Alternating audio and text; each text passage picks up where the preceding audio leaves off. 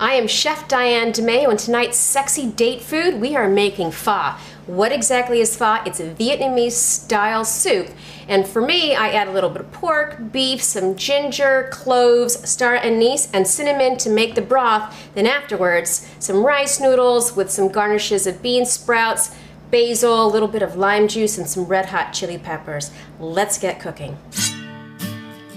So first I'm gonna add my pork and beef. I like to use simple, cheap cuts. I use pork neck bones and beef neck bones. Maybe you might think that's kind of gross, but that's okay because you can use any type of beef or pork as long as you little bone it because it adds some super nice flavors. In goes my pork.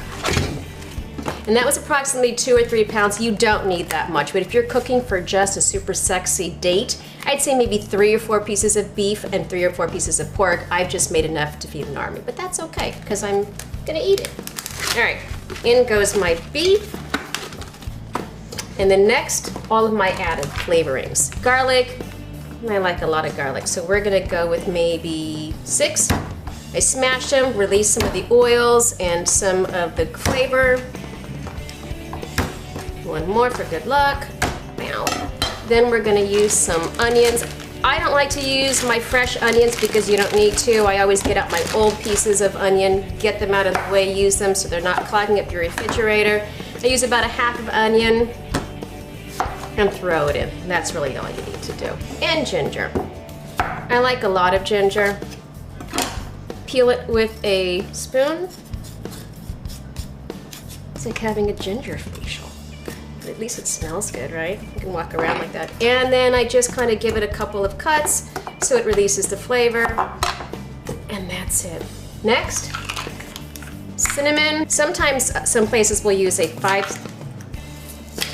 spice, but I like the real thing. So I'll do 2 sticks of cinnamon, some whole cloves, 15 cloves. And it goes. And my star anise. The one thing you have to watch for the soup is once you start to simmer it, a lot of what we call soup scum starts to float to the top. It's all the impurities from the meat and the bones that are cooking. You want to make sure you skim that off. I have learned over time though, the amount of time you cook the actual broth, the scum sometimes will settle to the sides of the pan if you cannot keep up with skimming it. So you can go ahead and remove all the scum off the side of the pan when you get to it. All right, we're gonna go with star anise is a pod. I have to go into that. And it smells like wonderful licorice, and for Asian food, it adds an amazing flavor to it. I just want to eat this. Okay, so I've got about 4 of those in there.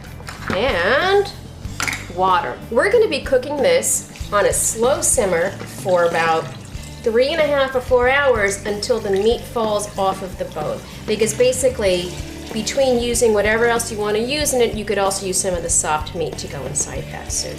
And there it is. And now we're gonna get this on the stove. We're gonna get the pho stock on a nice slow flame so it will simmer. And we'll get a lid on it, let it cook. So while we're waiting for the stock to simmer, we're gonna enjoy a nice, delicious Sriracha Grey Goose Martini. I bet you wanna know how to make this. Click right over here and you'll get a bootleg tip, Sriracha Grey Goose Martini. See you in a little while. It's been about 4 hours and my soup is ready. Okay, so first thing that I do is I get my noodles inside my bowl. They're nice and hot still. I don't rinse these off because then it would change the texture and the coldness. It would actually make the soup cold if I were to actually cool these off before using them. So here we go. On the side, now I add some fresh sweet onions to the top and a couple pieces of rare meat. After that, I get my super yummy soup broth right on top so it kind of cooks the meat as it's going on top. You can see the meat actually changing colors. And then I go ahead and get the rest of my ingredients. Generally we use Thai basil. If you can't find it, you can use regular basil. You just kind of rip it up into pieces, throw that into your soup. I like to add a little bit of cilantro to mine. You don't have to. We get our bean sprouts on there, a little bit of the fresh lime juice. I like my stuff spicy, as you should. Inside it goes. Now, I have the amazing pork and beef off of these bones that are so tender they come off. You could add this to your soup if you wanted to. It still works because this is delicious too. Oh my God. Okay. Now, I always add a little bit of sambal ulak, which you can buy in your Asian grocery stores. It's just like a salty chili sauce that has the seeds in it, and it adds super good flavor. A little bit, and that's all she wrote.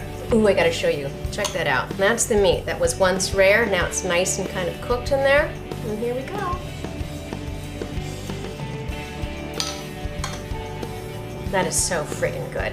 You have the spice from the star anise, the cinnamon, the cloves, together with the kind of like flavoring from the pork bones and the beef bones. And when I added everything else, bean sprouts, basil, cilantro, lime juice, and chili, and the onions, it gives it a delicious, yummy flavor. This is an authentic Vietnamese pho, or at least my style, which I consider pretty authentic. Super date food, and you're gonna love this.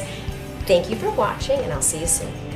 Hello, I am Chef Diane DeMay, and welcome to Bootleg Tips. Today we are making something super sexy. We're making a martini, and if you'd like, you can add a little bit of sriracha into it to give it some kick and some burn.